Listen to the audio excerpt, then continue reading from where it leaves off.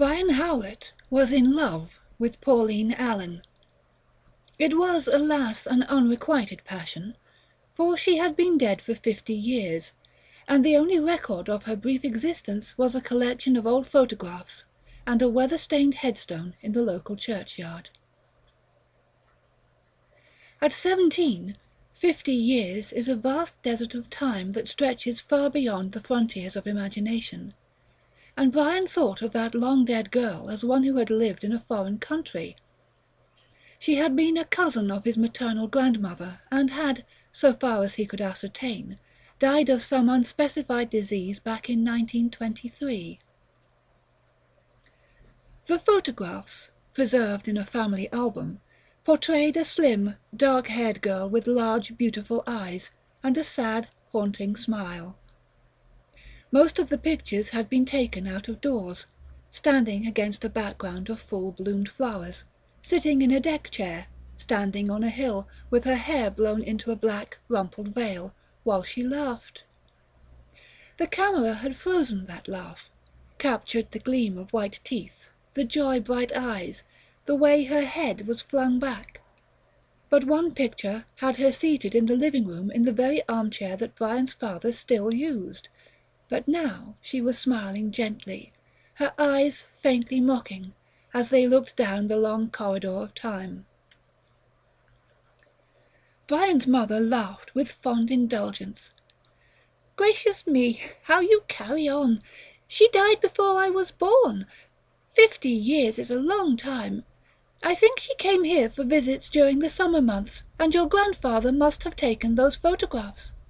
My word, if she were alive today, she'd be over 70. "But she must have died in this house," Brian pointed out. "Otherwise, she wouldn't be buried in the local churchyard." "She did indeed," Mrs. Howlett agreed. "My mother told me about it once. Funny, I've only just remembered. Your grandmother was seated in that very chair when she said, 'Pauline dropped dead in the garden one summer's day.'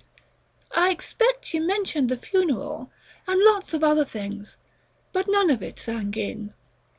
I wasn't really interested, because after all I had never met her." The headstone told him nothing but the bold, simple facts. Pauline Allen, born May 30th, 1903, died July 7th, 1923. The grave had been sadly neglected, and was now a mere lump of grass-covered earth that in a few years would disappear altogether.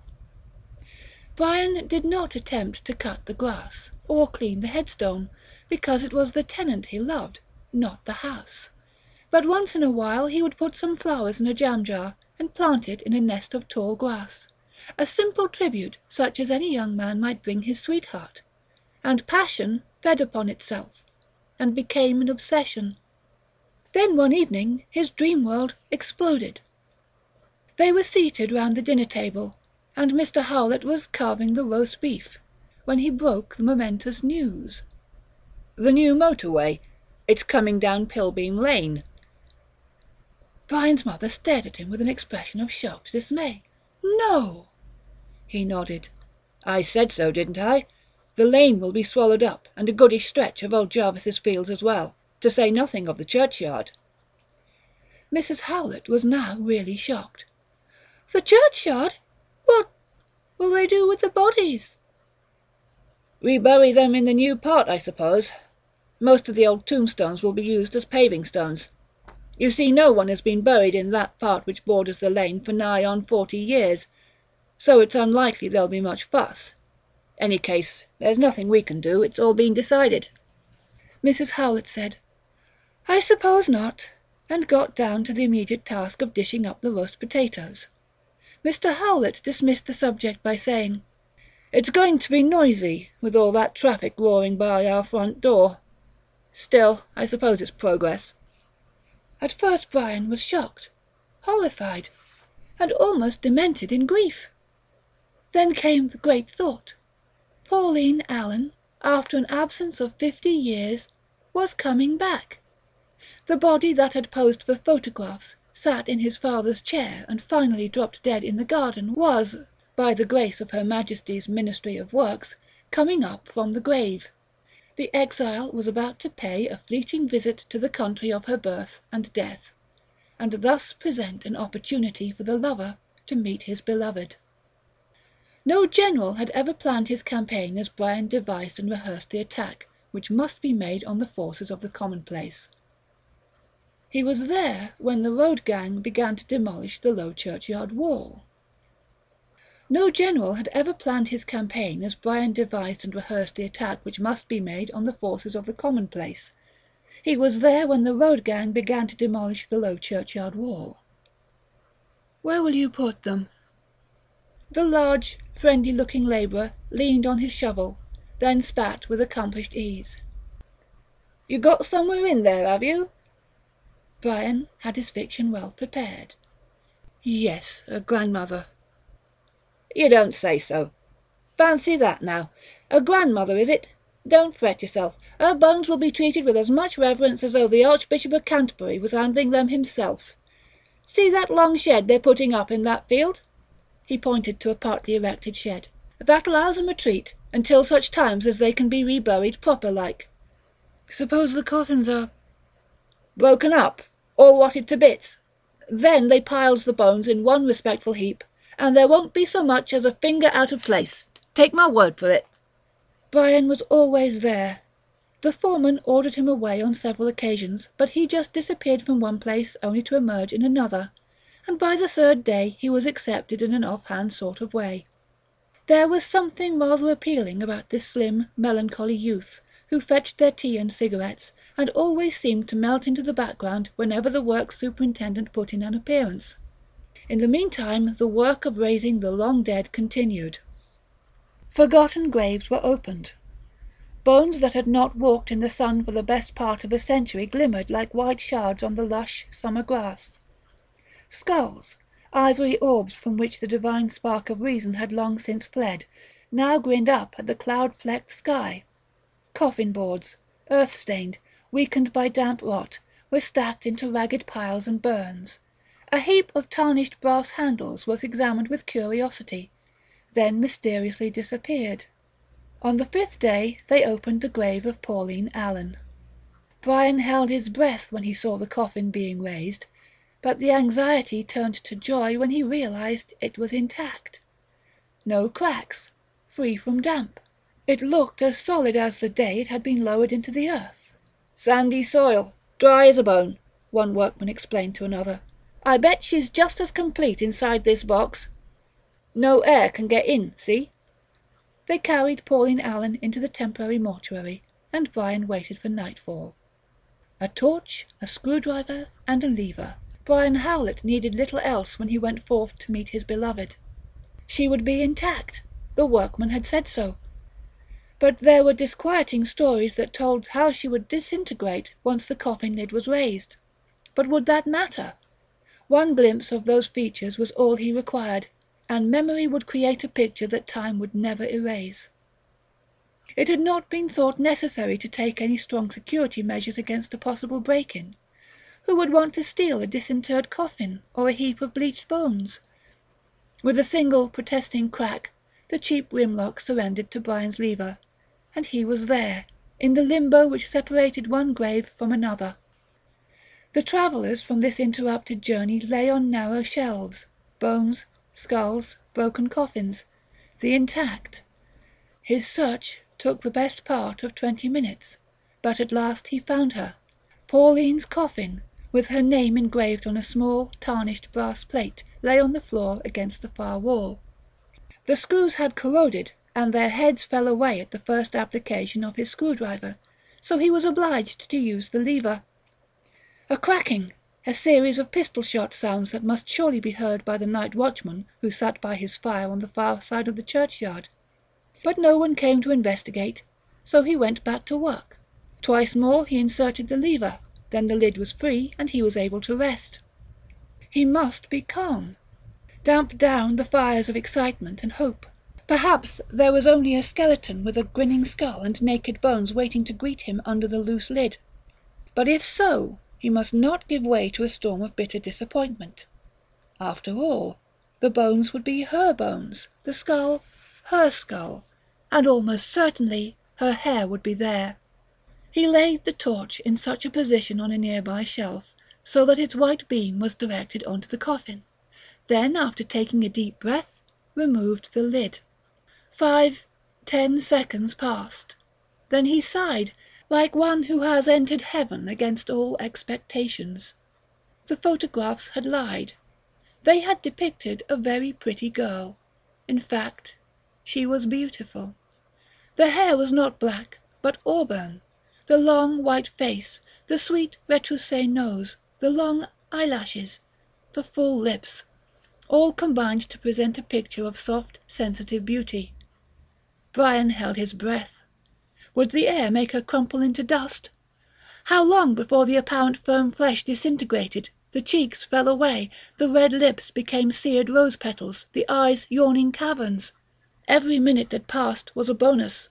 The longer her image remained unimpaired, the deeper would her portrait be etched on his brain. As the minutes passed, he began to marvel at the freshness, the unexpected purity.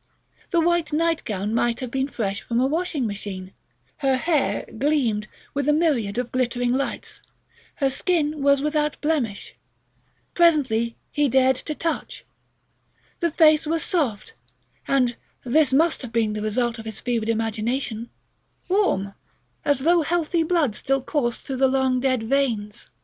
He whispered, "I wish, oh God, I wish."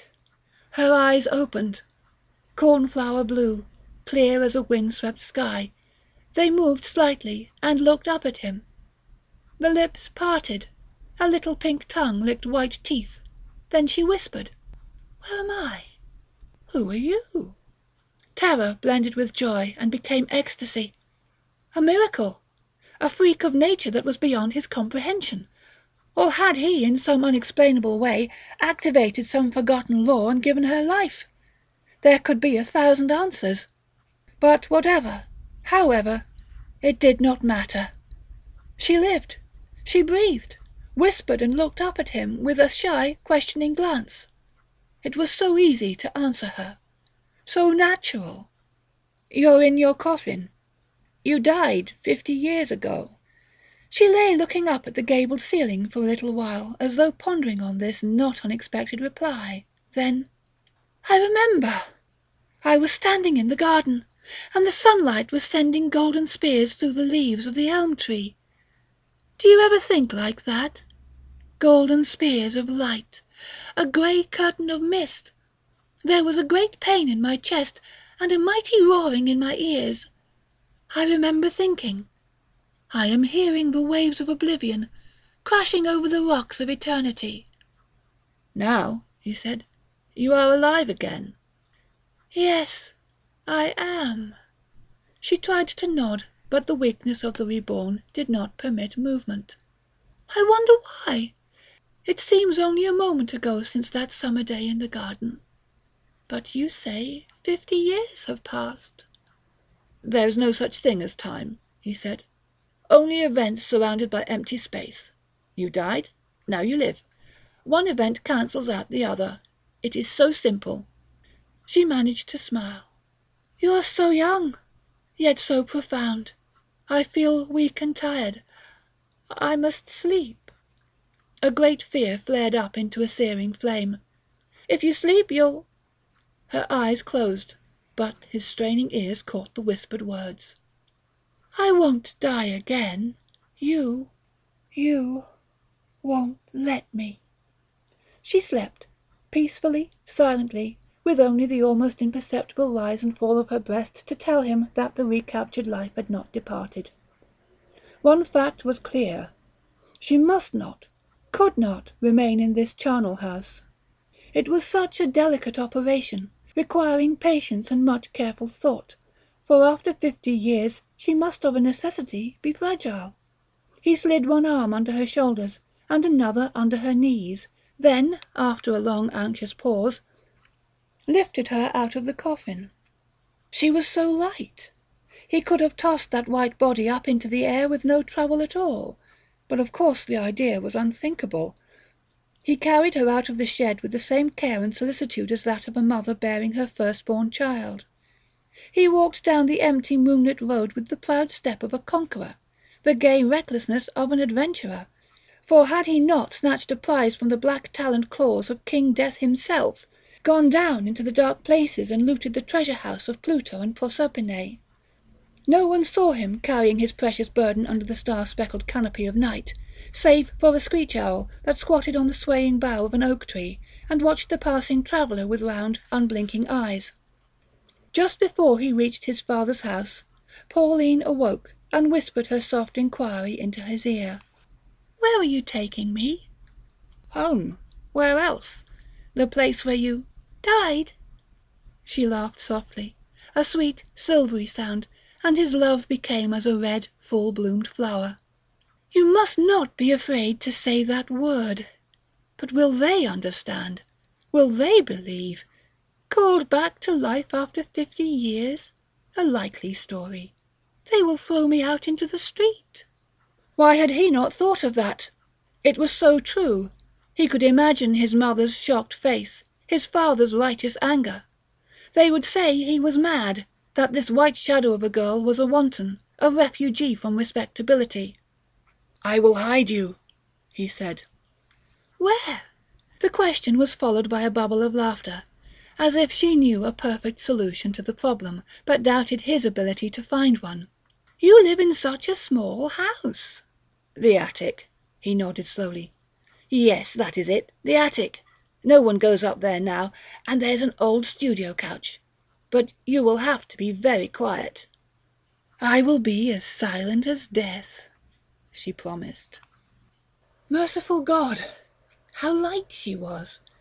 Even though he had been carrying her for almost a quarter of a mile, there was no feeling of fatigue, no straining of arm muscles, no longing to put his burden down. When he opened the back door, he was able to hold her with one arm while turning the handle with the other. She murmured, "You are strong," and a little bud of self-confidence opened its petals to a newborn sun. The stairs had to be climbed one step at a time, and there was an anxious moment when he passed his parents' door, but he was permitted to continue up to the deserted attic without hearing a protesting call. He pressed a wall switch, and a naked electric bulb sprang into instant, eye-searing light.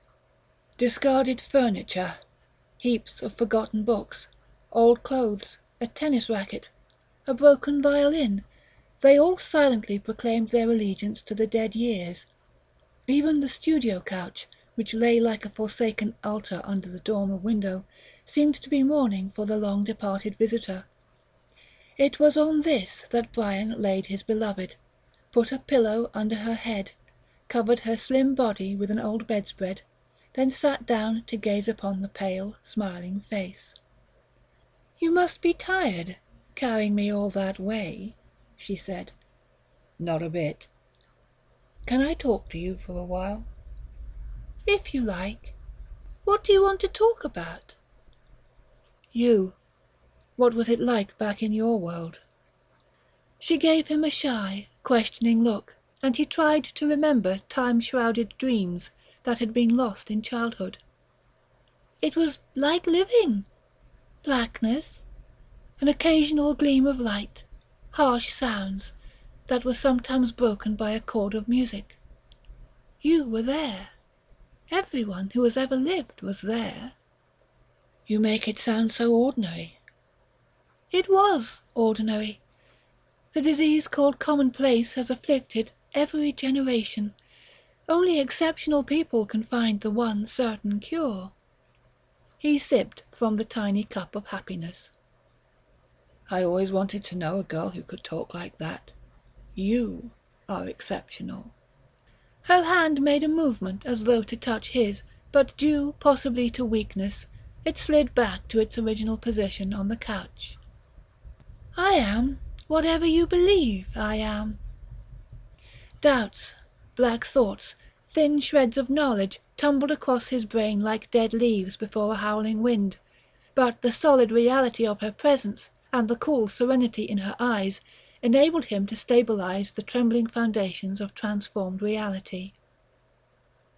You are yourself, as you have always been.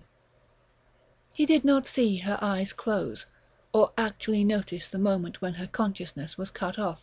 But suddenly she was a still, silent figure, that looked so young, so defenceless, a waif that had been snatched from a foreign shore.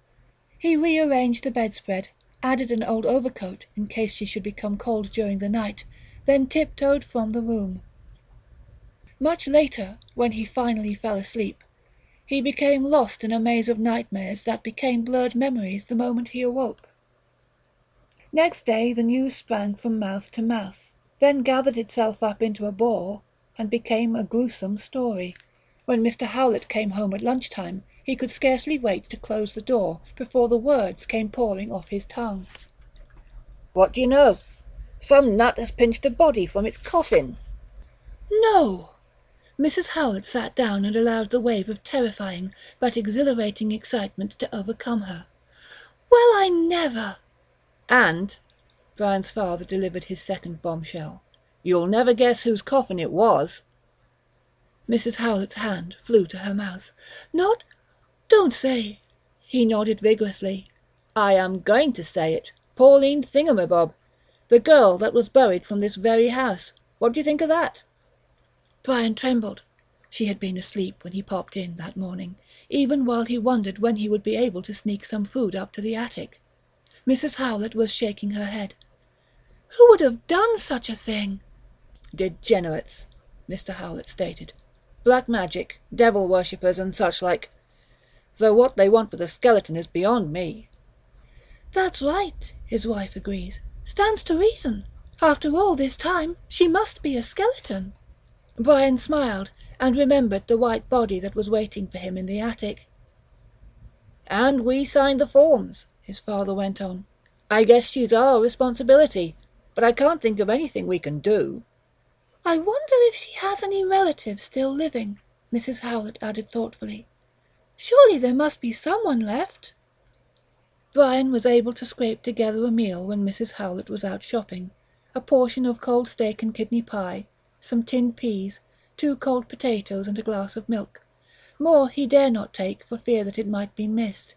He carried his offering up to the attic, and there found Pauline wide awake and prepared to reward him with a welcoming smile. "I thought you were never coming. What have you got there?" "Not much," he confessed, "but all I could manage under the circumstances. I hope you like it." "I'm not very hungry. Put it down somewhere and I'll eat it later. What have you been doing?" "Listening to my father." He sat down on a rickety dining-room chair.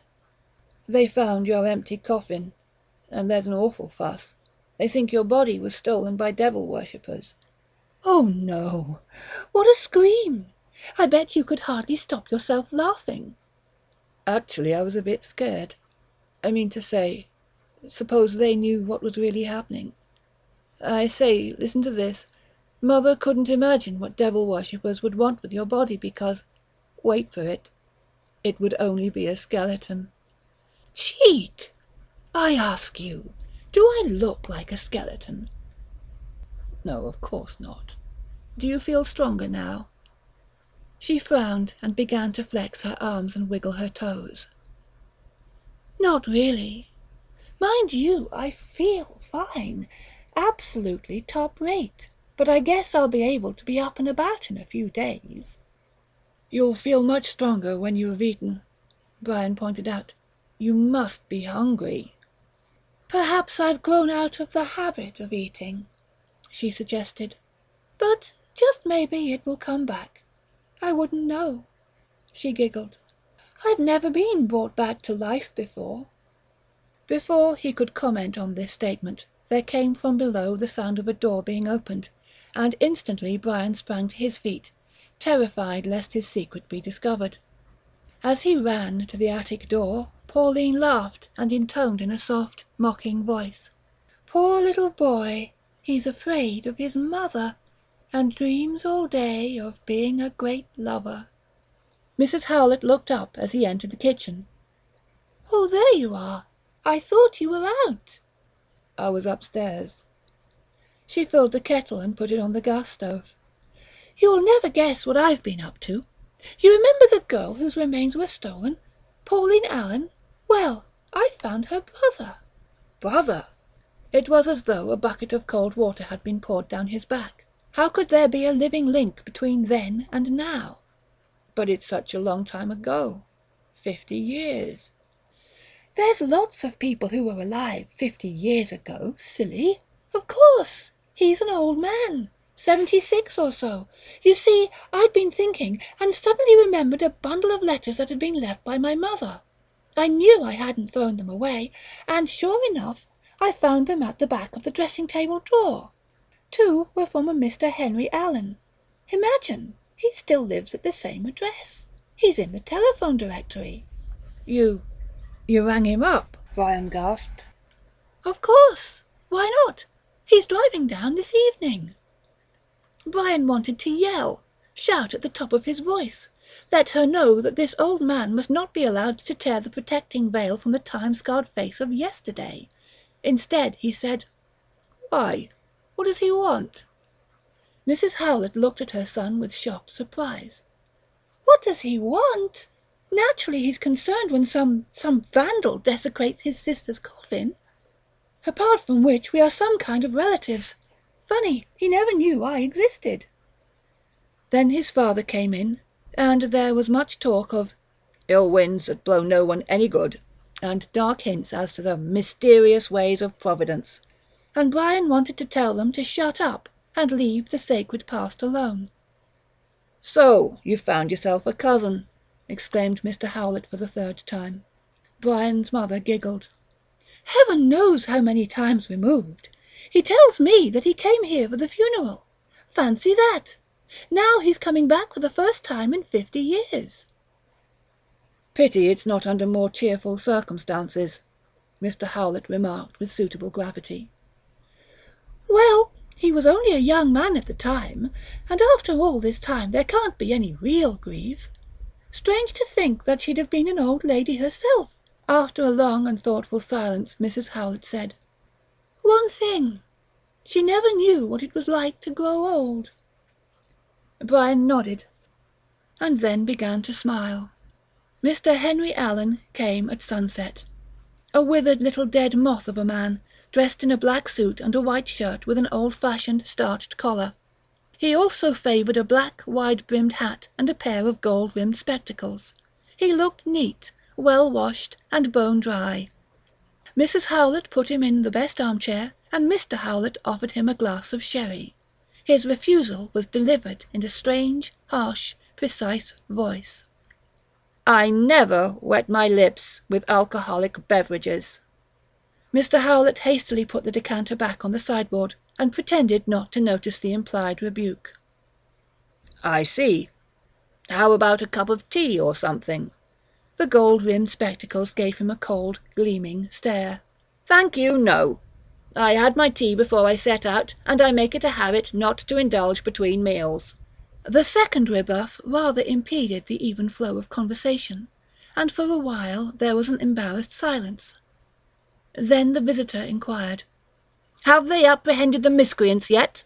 Mr. Howlett frowned. I beg your pardon?" "The monsters, the grave robbers, the ghouls." "Oh, no, I'm afraid not. The night watchman heard and saw nothing." Mr. Allen grunted deep down in his throat, and Brian was reminded of an old and evil-tempered dog. "Probably asleep. There's no sense of duty these days, no labourer worthy of his hire. What is your occupation, Brother Howlett?"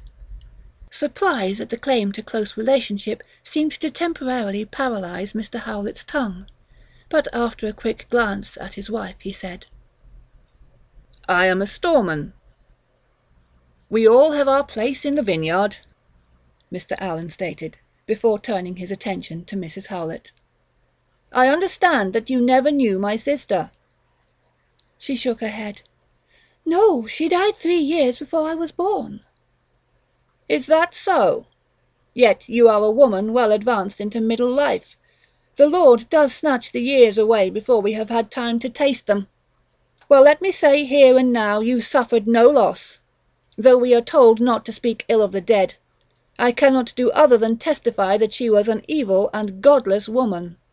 Mrs. Howlet murmured, "Surely not," and Mr. Howlet looked deeply interested. Mr. Allen raised a reproving finger. "I am not a man to make unfounded statements, or to bear false witness against man or woman. But even after the lapse of 50 years I can still smell the stench of depravity and hear the laugh of blasphemous mockery." He shook his head violently. "It is terrifying to realize that even now her soul is burning in the unquenchable fires of hell." "You are wrong." The 3 words rang out across the room and had the effect of cutting Mr. Allen off in mid-sentence, a form of indignity to which he was clearly not accustomed. He looked inquiringly at Brian's father.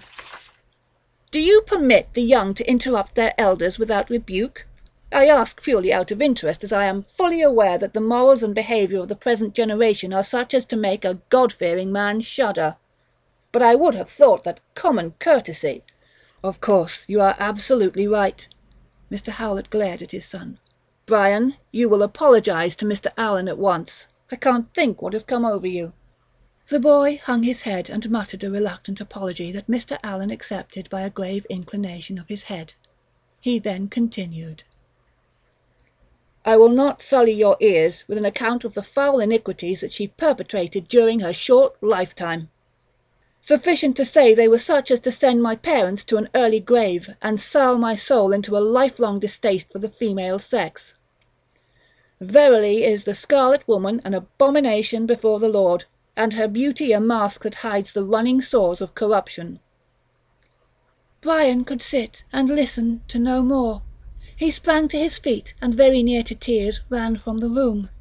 He ignored his father's angry shout, his mother's protesting cry, was aware only of a great mind-shattering pain that was burning down the flimsy temples of youth.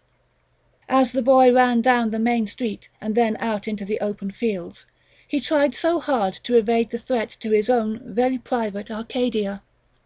The girl from the photographs, whom he had always seen through the veils of purity and gentleness, would not even know the meaning of the words depravity, evil, corruption, and was protected by the impregnable armour of innocence. He flung himself down on the ground and attempted to stem the encroaching stream of doubt. A twisted, bigoted old man, a hunter after evil, a religious maniac that had long ago lost touch with reality. There was comfort in these assertions, and a measure of reassurance. Then he remembered that Pauline Allen was at that very moment lying on a couch in the attic, waiting with childlike, unquestioning trust for him to come to her, and at once the insidious stream retreated.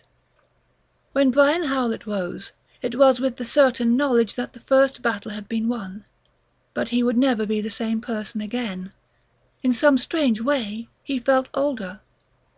Pauline was still reclining on the studio couch when he entered the attic that night. He sat down and looked reproachfully at the untouched food. She laughed and shook her head. "I told you I wasn't hungry." In some subtle way, she too had altered. The face had become fuller, almost imperceptible lines were traced around the mouth. The eyes seemed brighter, and watched him with a sly, calculating expression. "What has been happening?" He hesitated for a moment, but she had to be told, if for no other reason than he wanted to hear her indignant denials. "Your brother was here this evening," he said quietly. "Henry? Not really? Gosh, he must be an old man." "Over 70, I believe." "Good heavens, who would have credited it?" She lay still and stared smilingly up at the ceiling. "Poor little Henry. I remember him as a bespectacled, is that the right word? Go to church on Sunday young man. You know, a Bible in one hand and an umbrella in the other. He was, I fear, an awful bigot, always looking for clouds in a clear sky. His own thoughts, his own wishes, were being echoed by that soft young voice. He wallowed in a pool of spine-tingling happiness." "I knew it. Old people don't suddenly become narrow-minded, stupid and cruel. They just grow worse as they get older." "That's very true. Did he say anything about me?" Brian watched her through half-closed eyes. "Yeah. He said you were depraved, evil, a scarlet woman. I did not wait to hear any more. I ran out. My parents are still very annoyed." "Good for you. I can just imagine him saying those dreadful things." Pauline screwed her face up into a forbidding scowl and imitated Henry's cold, precise voice. "It is terrifying to remember that even now her soul is burning in the unquenchable fires of hell." "I say, those were his very words. How on earth did you know?" The slender shoulders shrugged. "I didn't. How could I? But he always talked like that. Limbs of Satan, scarlet women, brazen hussies. There was no end to the list. Mind you, I was a bit mischievous." "You weren't." "I most certainly was." Pauline tried to sit up, but the effort seemed to be beyond her powers. "Listen to this. Henry was fond of taking cold baths. Thought they were manly. Guess what? I put a long grass snake in his bath water. You should have heard him scream." Their subdued laughter merged and became a happy ripple of sound. Then, when silence had returned to the attic, Pauline asked, "Have you ever played jokes on people?" "No." "Why not? There's no harm." "I don't know. It never occurred to me." "You're scared. Afraid to take a chance." He was aware of a suggestion of scorn in her voice, plus an almost alarming glitter in her eyes that watched him with an unblinking stare. I'm not afraid of anything. You should know that." "But I don't know. It's easy to talk. Do something positive." She lay as motionless as a fallen statue in moonlight, and one part of him wanted to be far away in some lonely place, where that faintly mocking voice could not reach him. The other part was terrified of losing her regard. "Such as?" "Bring me your father's wallet." He jumped up, shaking his head in shocked denial. No, I couldn't do that." "See?" She smiled sadly. He might have been refusing to bring her a cool drink on a hot day. "All talk, no do." "But—" He tried so hard to make her understand. "That would be wrong. It would be stealing." Pauline sighed, and he felt an overwhelming wave of inadequacy, saw her slipping from him into a limbo of cold indifference. He made one more appeal. "You can't be serious. You don't really want me to steal my father's wallet?" The eyes closed, the pale face relaxed and became a beautiful mask. "I do not want you to do anything. It's a matter of complete indifference to me what you do. Now go away. I'm going to sleep." "Please, I'll do anything you say, but—" "Go away, and don't come back until you know what you are and what you want to do." "You are cruel." The lips smiled. "Am I? Shut the door quietly as you go out." Brian visited his beloved 6 times during the next 3 days, and she was as sparing with her words, and as parsimonious with her smiles as a miser at Christmas time. On the 4th day he took the wallet from his father's jacket pocket, and like a devotee placing an offering on the altar of his god, laid it by Pauline's side. Her smile was the sun melting the ice on a moorland lake. Her happy laugh, the sound of music heard across the immense desert of space and time. Her admiring approval, a rich reward for a trifling service. "Wonderful! Gosh, I never thought you'd do it. My word, you are brave."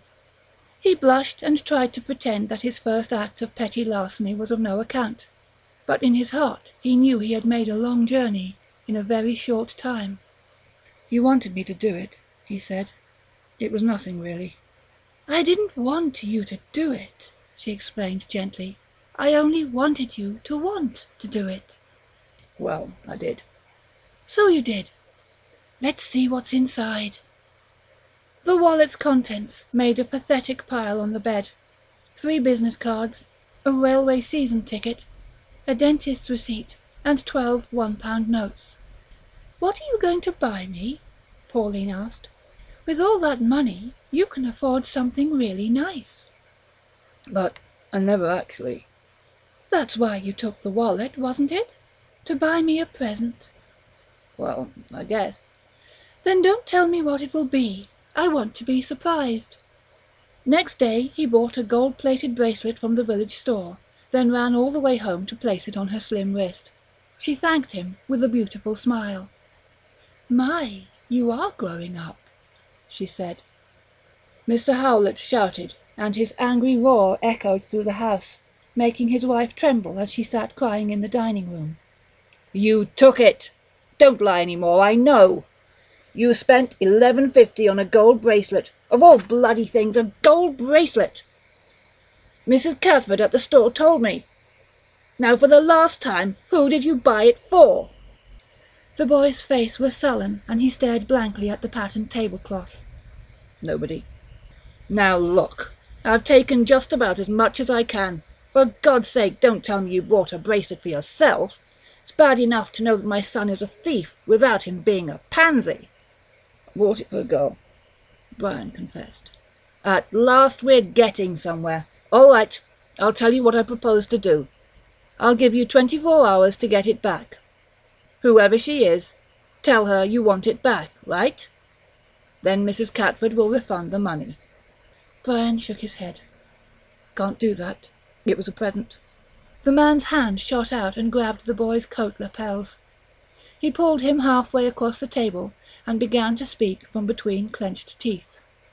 "You will get that bloody bracelet back, or so help me, I'll make you curse the day you were born." Brian took one more step forward. He began to hate his father. Pauline was of the opinion that the older generation really were the giddy limit and completely lacking in sympathetic understanding. "People cease to be human after 40, she stated with a sweet simplicity. "Imagine making all that fuss over a measly 12 quid. After some consideration, Brian had to admit there was much to be said for this point of view, and expressed the hope that he would have departed from this life before he reached the ripe old age of 40. "And he has the cheek to want my bracelet back," exclaimed Pauline. "He's got a hope, I don't think." "But what am I going to do?" Brian asked. "He said he'll make me curse the day I was born if I don't bring it back." Her eyes widened with horror, and for the first time her hand touched his. It was but a fleeting movement, a feather-light brushing with the fingertips, but this intimate approach gave him a moment of pure joy. "You don't mean he would hurt you? Beat you?" "He never has, but he is very angry. But whatever happens, I will never take back a present or tell him about you." "I'm so lucky. You are brave, loyal, and true, and I am very lucky.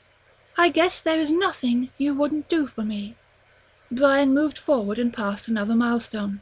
One more step, and he would have reached the altar of complete surrender. "Nothing, nothing. If only you would—" A sly smile that did not reach those glittering, hungry eyes. "If only I would— what?" "Become really alive. You've not eaten the food I've brought, or moved, or anything. Can't you even try to get up?" The glittering eyes took on a dreamy expression, so that he was reminded of the sun shining through an early morning mist. Her voice was low, a harsh purr that caressed his ears and sent waves of purple fire rippling across his brain. "To be together, always, in a far-off, lonely place, where no one can interfere and tell us what we should do. That indeed would be heaven. But," she sighed deeply, "as you can see, I cannot move, and to regain my strength— But I must not talk of what cannot be. You are only a boy, and I could not expect you to perform an act from which the strongest man alive would shrink." She allowed him a small glimpse of the seemingly unattainable. He saw it as a small blackbird that was swiftly flying towards a distant horizon. There was a great fear that he might never grasp it in his hands. I will do anything. Absolutely anything." She considered his words for a long time, or so it seemed, then nodded slowly. "So be it. But you must take me into your arms so I can whisper in your ear. There are forces in the universe that would try to block the road to our happiness." Brian gathered up the light, slender form of his beloved, and her cheek was so cold when it was pressed to his. The whispered words filled his mind and smothered the fear-born thoughts. "Remember Salome? She asked for something that gave her the power to walk the earth forever. Remember Salome? She asked for something that gave her the power to walk the earth forever. Eternally young, her beauty untouched by time. Remember?" He did not answer, for words could not live in the blazing inferno of his brain.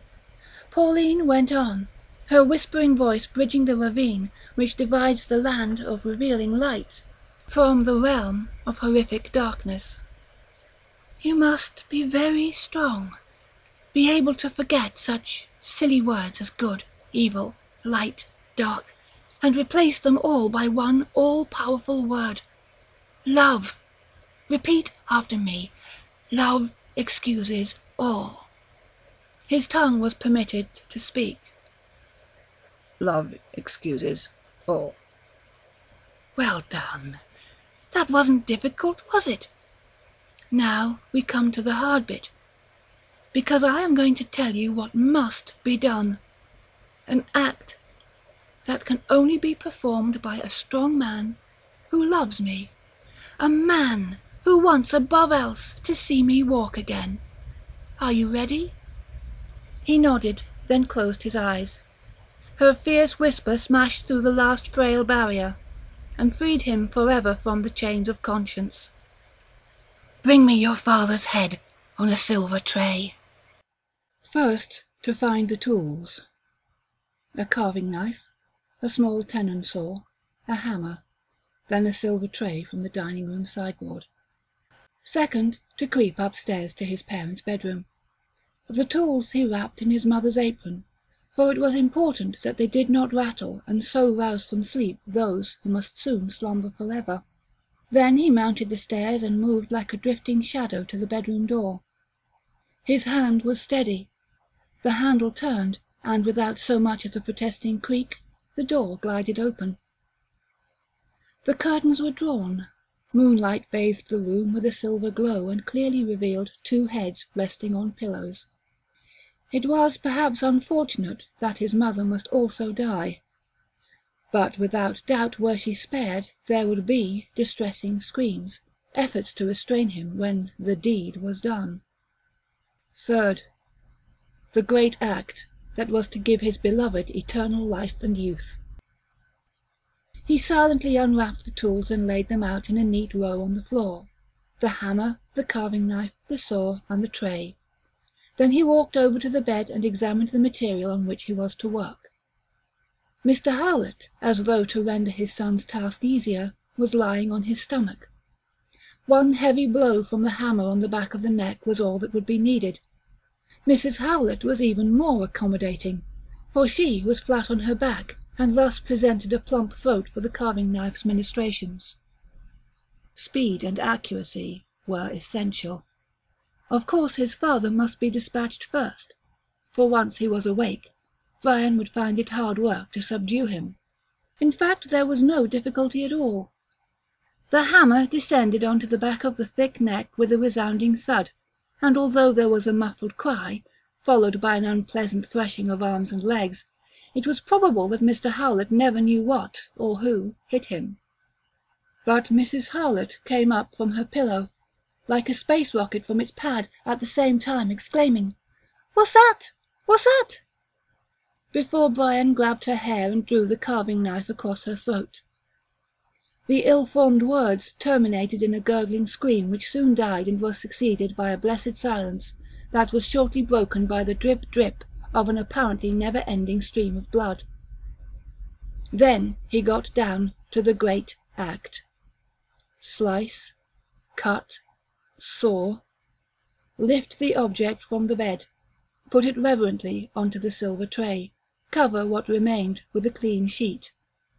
There was no need or desire to show disrespect.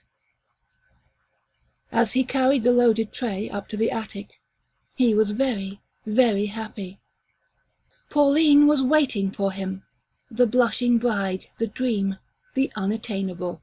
She sat up and clapped her hands, looking so much more mature, even fatter, but just as desirable as ever. Her voice was huskier too when she said, "You've got it. How wonderful. Bring it to me." He laid the tray on her lap, and she ran her fingers through the blood-matted hair, fingered the staring eyes, caressed the gaping mouth, and little diamond-bright tears ran down her cheeks. "Now I will live forever, forever and ever and ever." "And me." Her eyes widened with momentary astonishment. Then she gave him a mocking smile. "You? Oh, of course. Well, you'll be immortal too, but in a different sort of way. Long after your poor little body has rotted away in the churchyard, you'll be remembered as the boy who murdered his mother and father. They'll make a waxwork figure of you, and write songs about you, and I wouldn't be at all surprised if someone doesn't write a book about you. You know, a book with lots of long words." The muddy waters of disbelief surged over his head, but he still sought for the non-existent straw.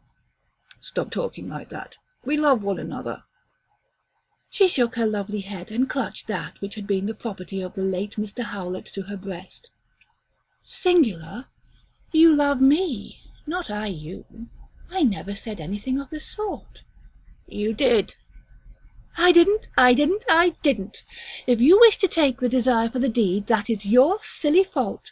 I asked you to do me a little favour, a small service, and you did. And I am very grateful, but a gentleman does not mistake gratitude for love." "You said we would be together forever." "So we will. You will always live in my heart." He struck the beautiful mocking face, and her throat was clogged with unspoken words, and her eyes became blue butterflies that fluttered for a moment before disappearing into the darkness of unmeasured time. He put his hands round the white neck, and squeezed, then shook and shook, until her head fell off.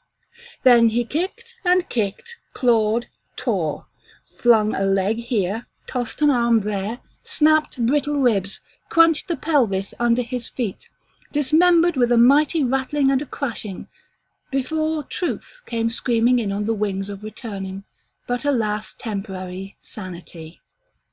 He was surrounded by white broken bones, and a grinning skull lay cheek by jowl with his father's severed head. In that last lucid moment, the final gleam of sunlight that seeped through the clouds of madness, he knew why, where, and how. For 60 seconds he was permitted the gift of sight. He said slowly, as though to imprint the words on his soul for all eternity, "The dreams of youth are painted doors. Open one, and a skeleton walks out." Then he screamed and screamed and screamed.